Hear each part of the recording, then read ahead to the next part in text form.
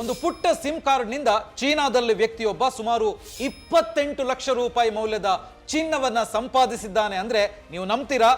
ನಂಬಲೇಬೇಕು. ಯಾಕಂದ್ರೆ ಇದು ನಿಜವಾದ ಘಟನೆ.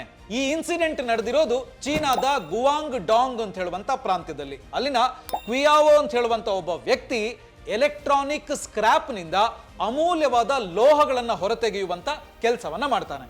ಹಾಗೆ ನಮಗೆಲ್ಲ ಗೊತ್ತಿರೋ ಹಂಗೆ ಸಿಮ್ ಕಾರ್ಡ್ಗಳು, PCBಗಳು ಮತ್ತು ಟೆಲಿಕಾಂ ಚಿಪ್ಗಳಲ್ಲಿ ಅತ್ಯಂತ ಸಣ್ಣ ಪ್ರಮಾಣದ ಚಿನ್ನವನ್ನ ಯೂಸ್ ಮಾಡ್ತಾರೆ. ಅಂದ ಹಾಗೆ ಒಂದು ಸಿಮ್ ಕಾರ್ಡ್ನಲ್ಲಿರುವ ಚಿನ್ನದ ಪ್ರಮಾಣ ಎಷ್ಟು ಅಂತ ಹೇಳಿದ್ರೆ ಅಂದಾಜು ಸುಮಾರು 0.001 ಗ್ರಾಮ್ಗಿಂತನೂ ಕಡಿಮೆ ಇರುತ್ತೆ. ಆದ್ರೆ ಈ ವ್ಯಕ್ತಿ ಏನ್ ಮಾಡಿದ ಗೊತ್ತಾ? ಸುಮಾರು 2000 kgಗಳಷ್ಟು ಎಲೆಕ್ಟ್ರಾನಿಕ್ ತ್ಯಾಜ್ಯವನ್ನ, ಈ ವೇಸ್ಟ್ ಅನ್ನ ಸಂಗ್ರಹಿಸಿ ಅಧಿಕೃತ ರೀಫೈನಿಂಗ್ ಪ್ರಕ್ರಿಯೆಯ ಮೂಲಕ ಆ ವೇಸ್ಟ್ ನಿಂದ, ಆ ತ್ಯಾಜ್ಯದಿಂದ ಚಿನ್ನವನ್ನ ಬೇರ್ಪಡಿಸಿದ್ದಾನೆ. ಕೊನೆಗೆ ಅವನಿಗೆ ಸಿಕ್ಕಿದಂತ ಚಿನ್ನ ಎಷ್ಟು ಗೊತ್ತಾ? ಬರೋಬ್ಬರಿ 192 ಗ್ರಾಮ್.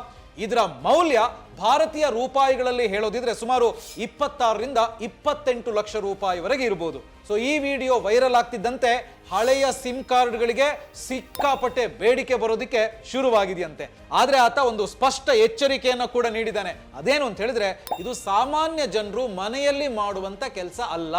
ಈ ಪ್ರಕ್ರಿಯೆಯು ತುಂಬಾ ಅಪಾಯಕಾರಿ ಮತ್ತು ರಾಸಾಯನಿಕ ಯುಕ್ತವಾಗಿದ್ದು ಕೆಲವು ಬಾರಿ ಇದು ಕಾನೂನು ಬಾಹಿರವೂ ಕೂಡ ಆಗಬಹುದು. ಹಾಗಾಗಿ ಹುಷಾರಾಗಿರಿ. ಆದ್ರಿಂದ ನಾವು ಈ ವಿಷಯದಿಂದ ತಿಳ್ಕೊಳ್ಬೇಕಾಗಿದ್ದು ಇಷ್ಟೇ: ನಾವು ಎಸೆಯುವಂತ ಎಲೆಕ್ಟ್ರಾನಿಕ್ ತ್ಯಾಜ್ಯ, ಈ ವೇಸ್ಟ್ ನಲ್ಲಿ ಭಾರಿ ಮೌಲ್ಯ ಅಡಗಿದೆ ಅಂತ. ಸೊ ಈ ಇನ್ಫಾರ್ಮೇಶನ್ ನಿಮಗೆ ಇಷ್ಟ ಆಗಿದೆ ಅಂದ್ರೆ ಲೈಕ್ ಮಾಡಿ, ಶೇರ್ ಮಾಡಿ, ಹಾಗೆಯೇ ಬಾಸ್ವಾಲಾ ಡೈಲಿ ಚಾನಲ್ ಅನ್ನ ಸಬ್ಸ್ಕ್ರೈಬ್ ಮಾಡಿ. ಬಾಸ್ವಾಲಾ, ಬಿ ದ ಬಾಸ್.